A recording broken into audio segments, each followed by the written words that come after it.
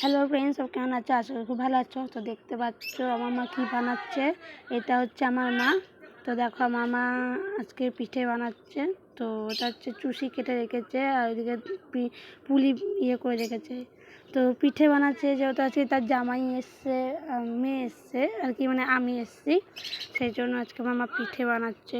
আর এই দুধ পুলিটা আমাদের খুবই প্রিয়, আমাদের খুব ভালো লাগে।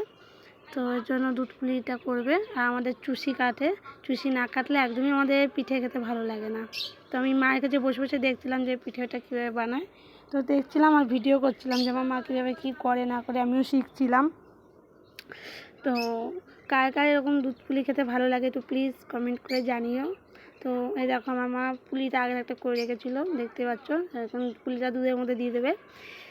তো যাই হোক, হয়ে যাওয়ার পর খাবো, কতক্ষণে হবে কে জানে। আমার তো প্রচুর লোভ লাগছে খাওয়ার জন্য, কিন্তু খেতে পাচ্ছি না এখন, তো কী করবো। তো মাঝখানে আমার ছেলেও চলে এসেছিলো পিঠে খাবে বলে, কিন্তু পিঠেটা হয়নি, আর কি হবে।